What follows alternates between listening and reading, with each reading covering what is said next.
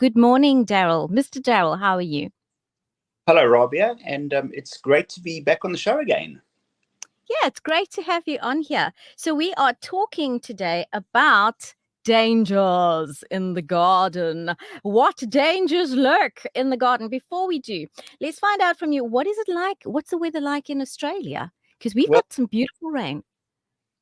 contrary to the weather that you're having today, it is beautiful and sunny, and there is not a whisper of air anywhere. So it Oh, is wow. really a great day to get out in the garden. And when I was in the garden today, you could hear the buzzing of the whippersnippers and the lawnmowers all over the neighborhood. So Whippersnipper. What is a whippersnipper? I don't know what they call them in South Africa. It's um, a petrol-powered a machine apparatus, basically, that has some a nylon cord at the bottom, and it spins. What do you call them? Oh, it's an edge trimmer or a hedge trimmer. Okay, a whippersnipper. There we go, folks. To the dear listeners at home, there you have a new word, a whippersnipper. Now, if you're out with your whippersnippers today, I love that name. Let's watch out for the rain, because rain and electricity, isn't that a danger that we could encounter in the garden, Darryl? Yes, it is. And what I have actually noticed on occasions is people have electric lawnmowers. I think in South Africa, Flymo is one that's very popular. And Mhm. when it rains, they tend to very often get the cords wet or the plug wet, which can give you electrical shock and kill you. As also, I've also known people that have basically gone over and cut their own cord. So Oh, those that you do need to be aware of. If you have a safety switch, though, that should trip in and save you, but there are dangers, yes. could be a shocking experience. Not one that we would like.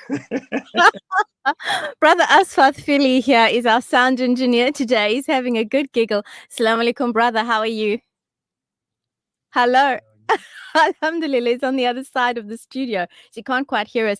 Darryl, I'm just going to take a question from a listener, Fatima Asmal, who says, Assalamu alaikum wa rahmatullahi wa barakatuh, my dear sister. My grandson has allergies, especially to mosquito bites. Please share your home remedies. Now, this is a little bit off topic, but if you'll give me a second, Darryl, I want to prioritize just this one question. Mosquitoes are everywhere at the moment, especially in South Africa. I don't know what it's like there in Australia, but mozzies are just the bane of our lives. So lemon verbena is a good one to plant around the house and on windowsills to stop the mozzies getting in. But once you got mozzies in, sister, and you're wanting to help him, a good thing is yarrow tea. So you make yourself a cup of yarrow tea. That's a teaspoon of dry yarrow to a cup of boiling water. Let it steep for 5 minutes, and you can use that as a wash. Just a little tip, and I'm not Greek, but I know the Greeks do everything to do with Vicks. Vicks works on mosquito bites, anything that has those eucalyptus and menthol vibes. So there's the answer to that question. And we're going back to dangers in the gardening. Right. So electrical cords, we said, was a bad thing. Now, what do you find dangerous in the garden? Well, Australia is a very hot country, Yes. probably one of the driest and hottest continents I think that we have, and dehydration can be a very big danger that people are not aware of. Of So course, we don't think about it. I would say that I'd probably put that close to the top of my list. And most of the dangers that I'm going to speak to you about today are actually dangers or things that have happened to me while being in the garden. And Really? Please share. Please share. so I did actually once suffer from dehydration and heat stroke, and that was just because I went out in the garden and it was a hot day, and I just didn't take enough liquids. And yeah, it can really affect you Now, because some of the symptoms of dehydration is you could feel very lightheaded, you could feel dizzy, you could feel nauseous, you could actually pass out. absolutely, yes, yes. Onto the lawnmower, hopefully not. Okay, so Right. So those are one of the dangers is the heat stroke. For the listeners at home, when you're out gardening and it's really, really hot in the day, here's a quick recipe for a hydration fluid. And for you, Darryl, keep that salt and bicarbonate of soda nearby. You just take a pinch of the salt, a pinch of the bicarbonate of soda, put that into your glass of water, and there you have a very quick, very easy to make rehydration fluid. If you don't like the flavor, add a little bit of lemon juice and honey. So hydration is one of the things. Let's talk about some more. What else could be some of the dangers? Well, I think a danger that everybody thinks about, and it's something that I've come across, is snakes, Oh, yeah, especially in the early Durban. spring. The snakes have been hibernating, and they basically are under rocks in places where we don't know, or we don't see them, and we come into the garden and we basically start pulling out weeds, etc., and they are a danger. I have on a few occasions had close encounters with snakes, and I don't like snakes at all. So it's something Mm. that you need to be careful of. Um, what I found, and actually when I was in South America in the Amazon and I was on a tour, the tour guide that was taking us through the jungle, every minute or so, he would actually stop and he would hit the ground with a big stick. And he would send a vibration through the ground. And he said that by doing that, basically, it makes the snakes aware, because obviously, well, snakes, they cannot hear, but they feel vibration. And it makes them Okay. aware you are around. So it's something that is good practice. That is a good practice. I know that they are often more afraid of us than we are of them. And so, making a noise does tend to scare away the snakes. And as you say, the vibration, particularly. Here we have spiders as well. And I know in Durban we have these great big spiders, the golden orb web spiders, and they are massive. They actually eventually eat up birds. So what could we do about spiders? Any tips for spiders? Well, we have lots of spiders here, but I haven't really come across any in the garden. Okay. And if they are in the garden, I wouldn't know if they would be poisonous or not. Um, Okay. Right. Generally, pretty safe there. However, something that's in the same on the same subject that is really dangerous, or can be really uncomfortable, are ticks. And I've been bitten Mm. on numerous occasions. Um, they basically pick up the heat source and they cling on to you. And some ticks carry bacteria, and they can cause your body to swell. They can cause you a lot of pain, and you can be hospitalized. They can lead to Lyme disease. Ticks are flourishing everywhere. I know myself in the yard at the moment, we have a problem with the ticks, and the dogs are medicated, the cat is medicated, and we still have them. But, ticks are such an important part of the ecosystem. And we don't know that, a lot of listeners may not know out there that ticks are actually kind of a food source for birds, and that's how they get some protein. Asfat is shaking his head here. Yeah, ticks. They're not fun. And if you do get bitten by a tick, dear listener, please be sure to not just kind of flick it away or try to pull at the thing. You really need to get a tweezer, and you need to get as close to the skin as possible so that you remove the tick, because what it does is it buries its head into your skin. And if you leave a part of the tick in, then that is going to create infection, and it's potentially very, very dangerous. So make sure that you're removing them properly. Don't pour things on them. I've had people say, pour some petrol on the skin. I'm like, why would you pour petrol on the skin to dislodge a tick? Just common sense sometimes isn't as common as we think, but let's get those ticks removed, head and all. Now, speaking of some of the other dangers that we have for the garden is, folks, watch out with the kitties in the garden, and be sure to identify the plants that are growing, because some of these plants can be quite poisonous, and bushes and trees. Darryl, have you come across any on your neck of the woods? Yes, Poison. a lot of dangerous plants in Australia. A plant that is actually very toxic that a lot of people don't know about is the frangipani. Apparently, Really? yes, apparently just a few drops of its milk can actually be lethal. Now you've taught me something. I did not know that the frangipani was dangerous. All I know, the frangipani has the most beautiful fragrance. You know, it's this little white flower sometimes with a yellow inside. And it reminds me of those teacup rides, you know, that you go on in the fairs. You get these teacup rides. It's such a beautiful open flower. The fragrance is absolutely fascinating. In South Africa, particularly in Durban, for the folks out there, if you have the Ceylon tea rose, is its common name. There's a bush that grows everywhere, and it's got these little pink flowers, sometimes pink and orange flowers, sometimes kind of dusty pink flowers. Have a look, because they are dangerous. They are dangerous because, yeah, they will cause skin irritation, and if the kitties eat them, then it's even worse. Little bushes with berries. Watch out what those berries are, because kitties will put everything in their mouths, and those little berries can be very, very dangerous for them. We're going to take one little question here that's come in, which is a little sideways from our interview once again. That is from Sister Farida. She says, Salaam alaikum wa alaikum salam. My indoor orchid plant has rebloomed after a year. Wow, that's awesome. The fascinating part is that it rebloomed on the same stem, and I had not cut the stem back. It was attached to the spiral wire. The other orchids I have for more than 2 years have not rebloomed after I cut the stems when the flowers fell off. So this is an interesting topic. I don't know if you do orchids at all, Darryl, but some people will say leave the stem on because it will go back to green and you will have it flower. Some people will say cut it back. The reason I personally cut it back, and our Orchid Society recommends that we cut it back, is to give it a second bloom. So when your orchid has bloomed and you cut it back, make sure you don't cut it all the way down. Count 2-3 notches from the bottom. You'll see those little notches, and cut it above that last notch, you know, so counting from the bottom, 1, 2, 3, and then snip, so that you have a second stem that shoots out of that to give you flowers. So you can get your orchids to bloom once, twice, thrice in that year. And she sent us a lovely photo, and this is from Farida Ahmed. So there we go.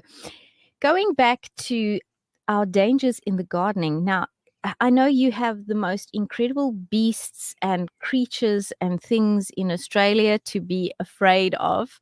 And you mentioned earlier, what did you call it? The weed eater? Whippersnapper. What was it? A what? Sorry, I didn't hear you. A whippersnipper. Correct. Okay, so you have a whippersnapper. We have whip spiders. And when I first saw them, I thought that they were very, very dangerous. And if you're in Durban at all and you haven't seen them, or you've seen them and you think they're dangerous, they're actually not. And the weirdest thing is there are people out there who keep whip spiders as a pet, a complete sideline to this conversation. But they look like big, giant, flat spiders, like a cross between a spider and a scorpion, actually. And they have these very, very long threads that come out of their front appendages, and they literally whip the things into their mouths, like mozzies and things like that. So those are them. We have another question that has come in over here. My sister, Top Gardening Show, how to graft. Okay, we're going to have to do a show especially for you. And this is from Brother Abdul Khalik Mula. We'll have to do a show especially for you just on grafting. That's what we will do. Now, if you're talking about dangers in the garden, Darryl, there are safety measures, obviously, that we can take, surely. How do we keep ourselves safe, apart from stopping cords from lying around? Well, I think the most important thing is the protective equipment that you wear. And what I mean is always wear a hat, because obviously the sun can burn, and the sun does burn, especially here in Australia. It is really strong here. I always garden, even in summer, on a hot day, I always garden with long pants and with a shirt. And that obviously, again, protects me from the sun, but it also protects you from bushes. You know, if there are any nasties out there, something that wants to take a bite of you, it can take a bite at the shirt rather than your arm. So I think it's really, really important. Yeah. Especially with tick season, talking about covering up, tick season, wear those galoshes, wear those gum boots before you get out there. So if you have all sorts of bugs in the ground and creatures that could bite you. They're going to bite the boot and not bite your foot. Gloves are something that is also very important. I am never in the garden without gloves. Now, I'm very naughty that way because I love to feel the earth on my skin. So you will always find me when I am gardening with blackened nails because I get in there with my hands. I also believe it's so good for our immune system. But from a safety perspective, it's not the best. There may be bits of glass in the ground. There may be things that can poke you, things that can bite you, things that can actually get into your skin and cause infections. So yes, definitely wear your gloves. So it's basic common sense, isn't it, though, in the garden? Common sense. Yes, I think it all boils down to primarily common sense, and that's aware of.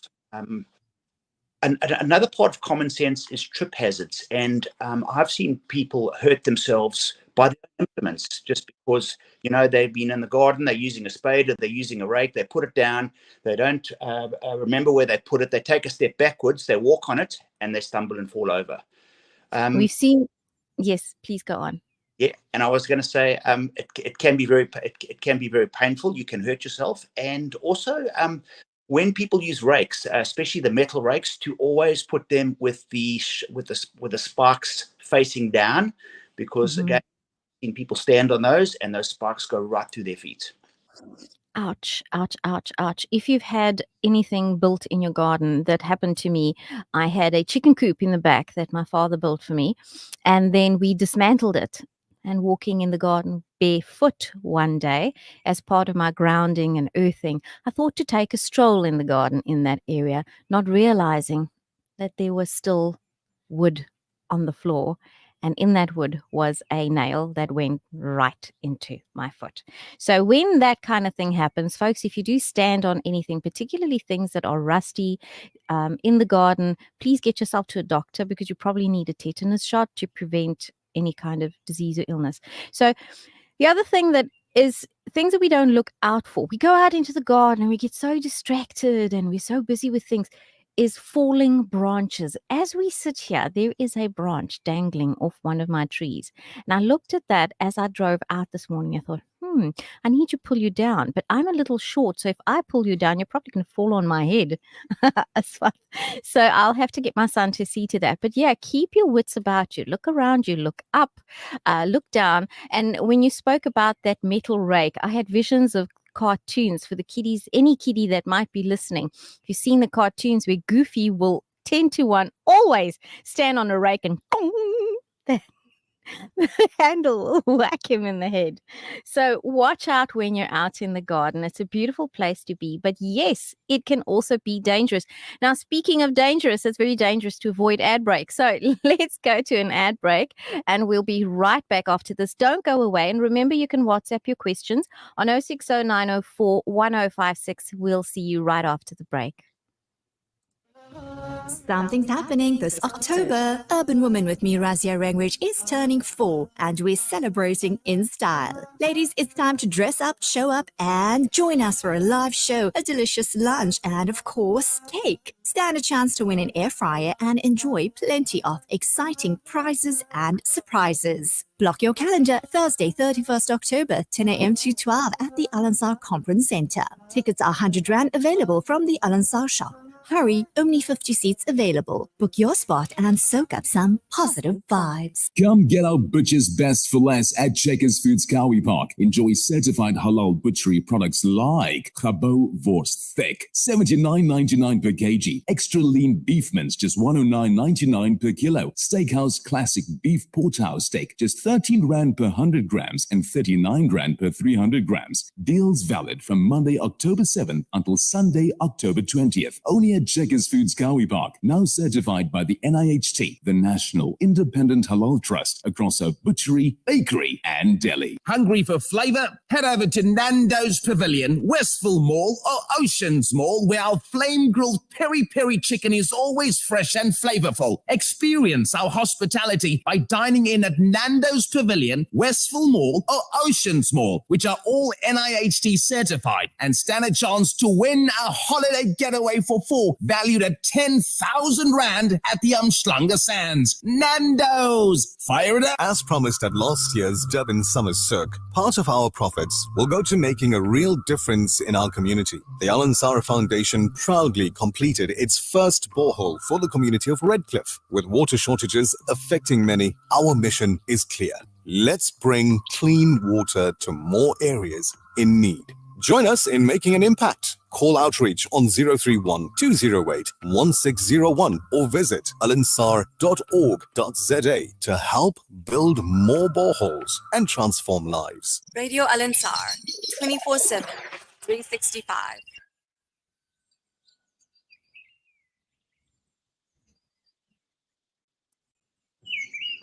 And we're back. You are listening to Green Thumbs Up on Radio Alansar. And this morning we've been talking about gardening dangers. I just kind of in the ad break, went over to this question from Brother Abdul, and he was asking about grafting. And I must apologize, I didn't read that question properly, because he's talking about how to actually graft azaleas. So now azaleas, in talking about grafting, I'm assuming you mean how to propagate them, how to make more of them. So you can take soft cuttings of azaleas, and that would be to look at the azalea bush. We will still do a show on grafting, but I want to go back to this question to help you for now. So look for the greener stems, especially now this time of the year. Your azalea is, shooting out these beautiful new stems.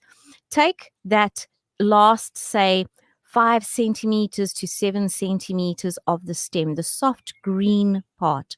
When you snip it at the base, try to snip it at an angle, and then take that little stem. If you have some rooting hormone powder, that'll work great. If you don't, you can make a mix of honey and cinnamon together. Mix those two together, and that makes a great rooting hormone as well as a protective from fungus. So dip the base, so where you've cut, dip that into the honey and cinnamon, and then put it into some soil. Snip away the leaves along that stem so that you only have the top leaves on there, and then make sure that you keep it away from extreme heat. Keep it damp, obviously, so that it can root, and that is how you would root or propagate azaleas. Obviously, you could also have seeds. You could grow it from seeds. And if you're wanting to graft in the sense of having more than one color in the same bush, that is also not difficult to do, but it is an entire topic that we are going to cover in another show. We're going to switch topics just slightly. We've still got Darryl Phipson on call with us, and he's joining us all the way from Australia. You can see us on YouTube, on Facebook. Come and join us there. WhatsApp your questions to 060 904 1056. We said we would talk about the composting, and then we would talk about the gardening dangers. See, I've gone and given it away now. Or we can talk about gardening, composting. So let's talk about gardening. Darryl, you see we are betwixt and betwanged this morning. So tell us a little bit about composting. A lot of the gardeners at home may have small gardens. Some may have really big gardens. Now, you have a massive property where you are growing all sorts of things. And I know that the first time we had you on the show, you were kind of re-looking at how to do your garden. So how is the compost heap going? What are you doing with composting? How do we go about it if we have the space? Thank you, Robbia. I found that, on the topic of composting, I found that initially when I started gardening, I was left with a lot of clippings and cuttings, etc., that obviously were from the plants, and I didn't know what to do with them, and I didn't want to take them to the tip. So that is basically how I got into composting. And I found that basically, since I have started composting, I'll never now be without a compost heap, because it's something that you can always keep on adding to. And once the nutrients break down, it can be very, very beneficial for your plants in your garden. But there's a technique to it. Yes, when I first started, Yeah. and so I was throwing in like branches and big logs, etc. And obviously those don't break down. So basically, with composting, what you really want to do is you want to get an even mix, and you need to get a material balance. So it's things like vegetable scraps and grass. So those are basically the greens that you want to put in. Now, when I basically put those in my composter, I normally don't put citrus in, so things like lemon, lime, etc. And that's because onion skins I also avoid. Onion skins and potato skins, they also kind of create mold. Sorry to interrupt you.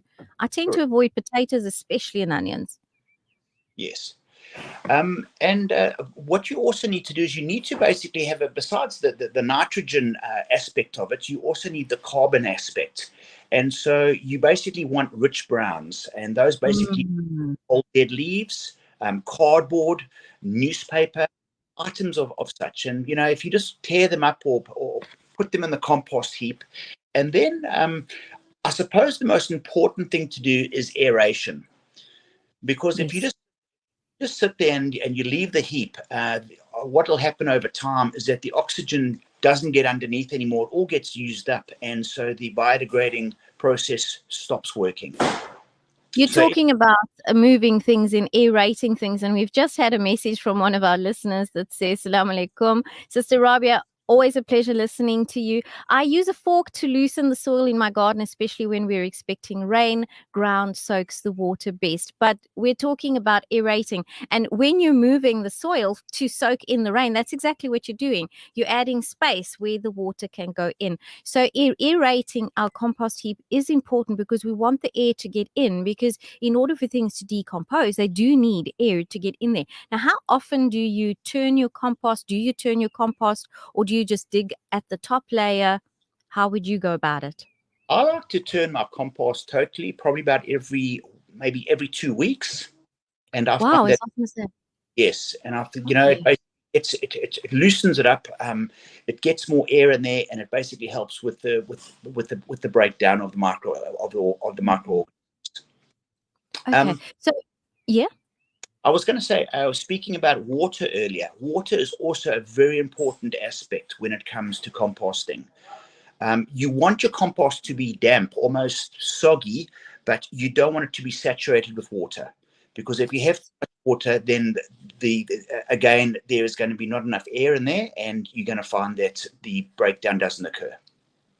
And that is an important point. I think about gardening compost heaps, and how you've either got to get in there and you've got to turn it around, but then people get very creative and they actually build a section. So instead of just having this pile of compost, they'll build a section or use a bin. If you have a smaller garden and you're using a bin, for instance, to compost in, be sure that there are holes. Think of them as windows all the way up the sides of your bin, or all the way up the sides of your compost section of your garden. So you could build it up, say, with bricks or with wood, which is also going to decompose. But every now and there, you need to allow gaps, and those gaps will help the air to flow through it. So just a question from Hafiza Shami, a listener, has said, salams, I have a Margaret Roberts lavender plant and it is not flowering. Now, I know that you're busy with lavender plants as well. So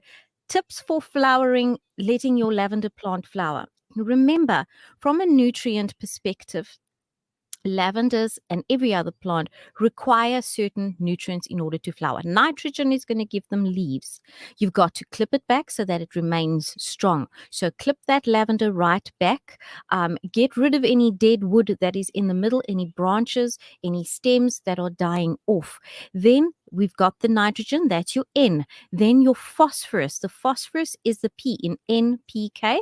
Make sure you've got some phosphorus in there as well. And then you need your K, which is, of course, your potassium. Now, your NPK, you could give a balanced NPK, something like BioOcean, Hafiza, and that will help your lavender plant. But if you specifically want it to flower, then we're needing a micronutrient, which is magnesium.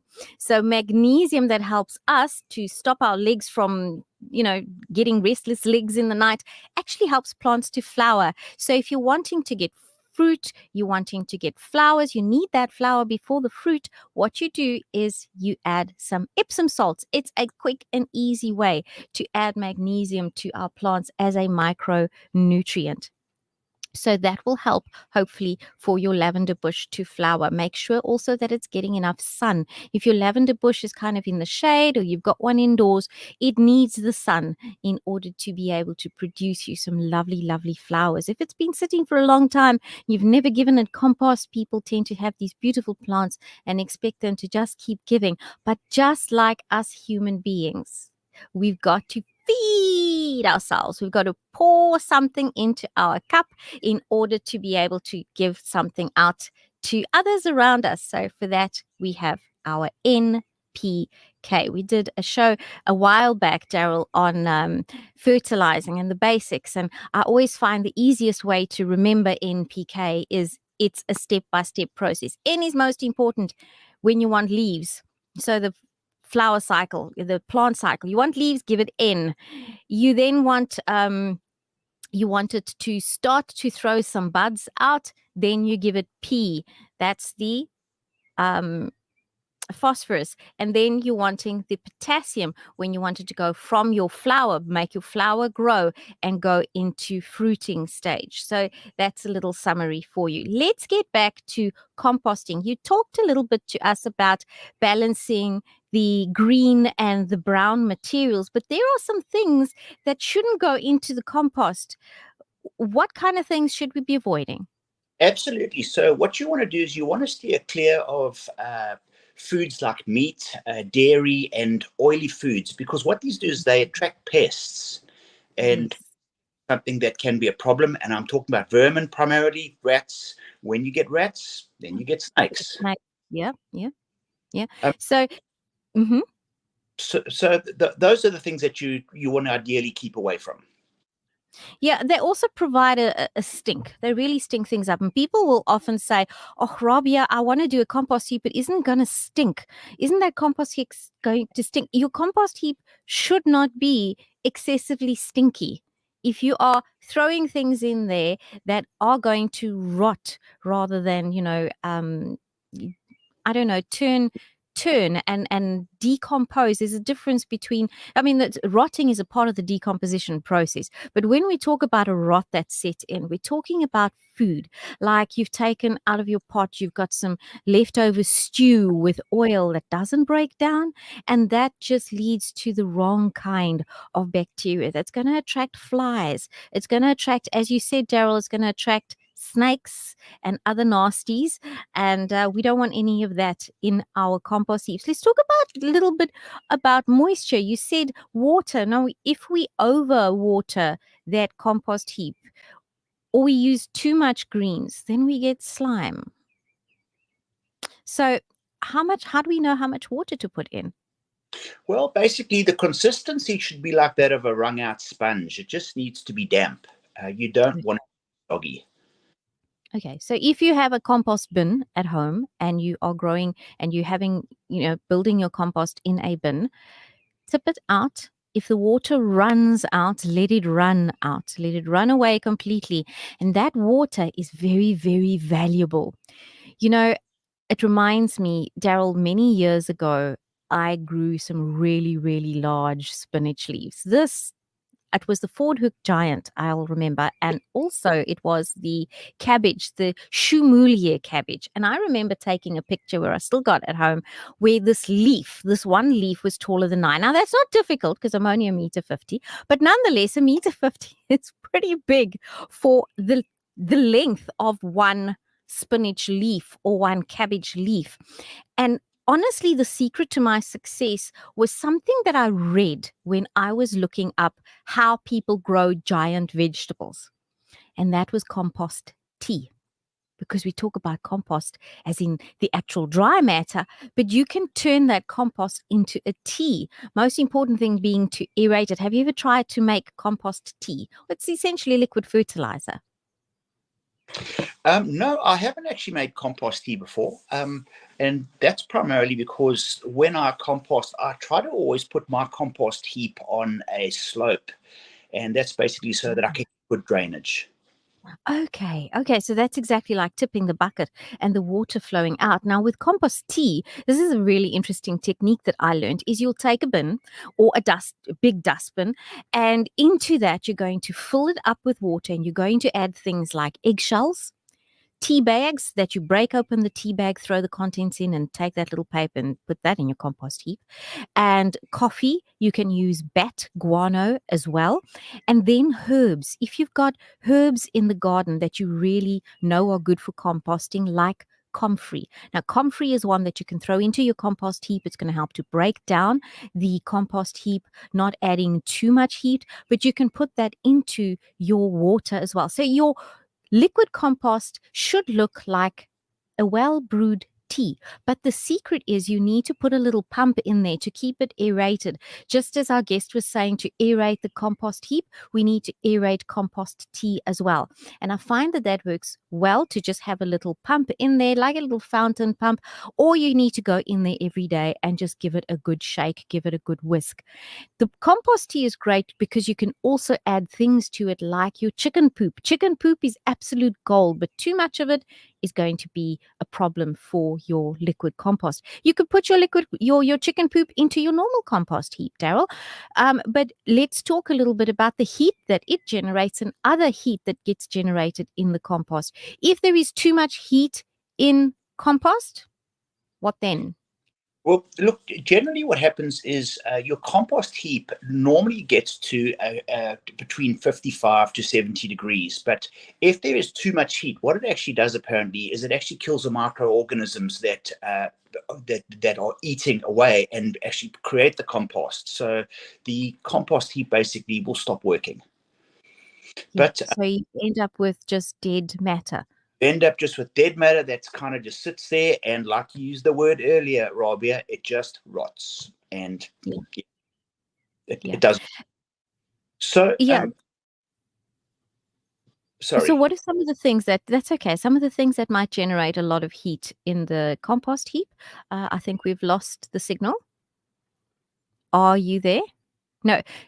Okay, so some of the things that may generate a lot of heat whilst we wait for our guests to get back on is, of course, your excess of garden grass clippings. Now, people will cut their grass and they will take the entire batch and throw it onto the compost heap. That's fine up until a point, because grasses and leaves are very high in nitrogen, and that can increase the heat in our garden. Oh, Darryl, you're back. There you are. So let's talk a little bit about how do we lower the heat? How can we lower the heat? Do we just add some more of the brown stuff in? Do we throw some water in there? What do we do? What I normally do to lower the heat is I actually take the compost and I tend to throw more fresh compost into it, or more fresh Okay. or brown stuff. So what that does basically is it takes the hot compost mixture and it dilutes it. And I found that also what it does is it reduces the time to process the compost. So when you make compost, you can basically make it a good compost tip. You can produce within 4 to 8 weeks. But Wow. over a long time, basically, you're looking at 3 to 6 months.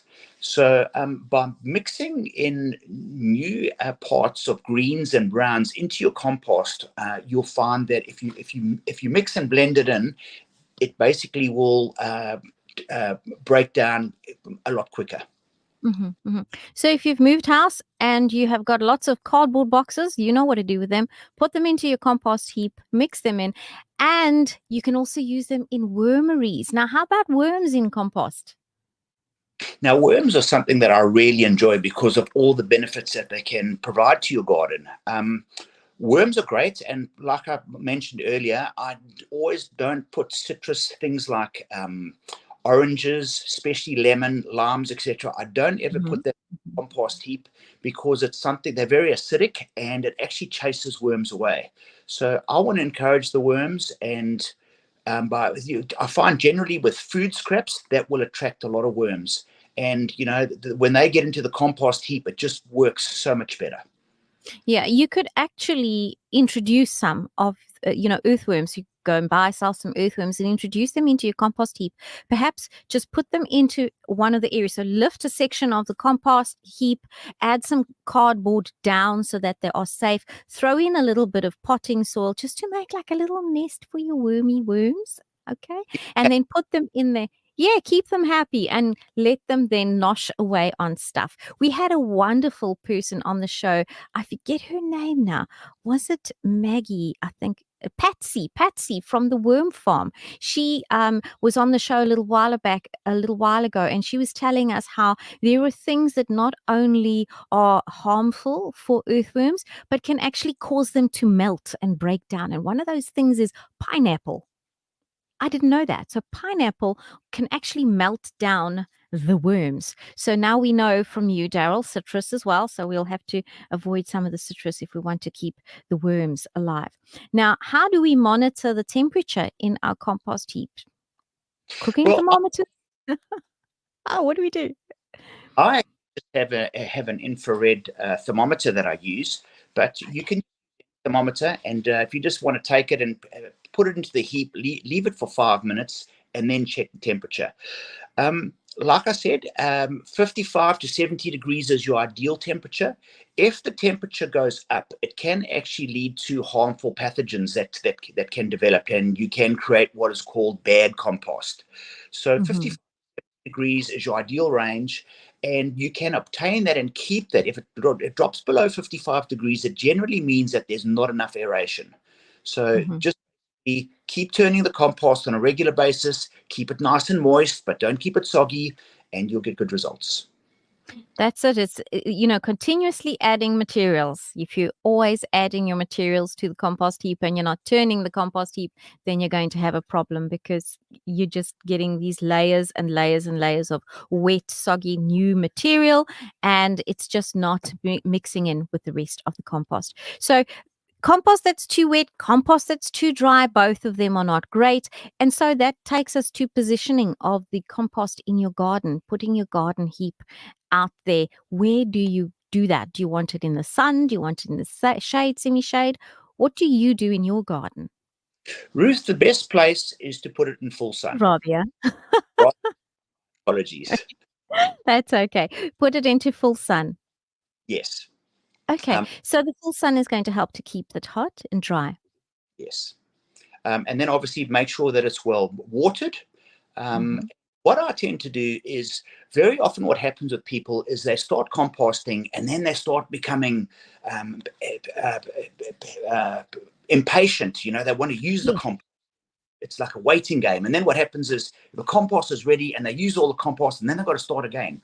So what I found quite a good trick is, I basically, when I do my compost, I'm continually adding to one side and I'm continually taking away from the other side. So what you put in on the left, for example, you take out from the right. And that way you've always got compost, and it becomes a never-ending cycle. That makes wonderful sense. I know that with garden trenches, that also eliminates that issue. Trench composting is something that I tried that worked very well. You dig a trench in the garden and your kitchen waste goes into that tiny little section at the front, and you just keep adding along the line rather than up. So in this method of composting, you would compost along that groove in the ground and just cover it up with cardboard or soil even as you go. So it breaks down within the soil, and then you just plant on top of it. So it makes it much easier. So Darryl, I want to say thank you so much for being on the show with us this morning. It was great having you from Australia. And we look forward to hearing more about the exploits in your garden. I know you've been very busy creating secret gardens and orchids and orchards and all sorts of things. So we will touch base with you again sometime. Thanks so much for being with us this morning. Thank you very much, Rabia. It's been a pleasure being on the show again.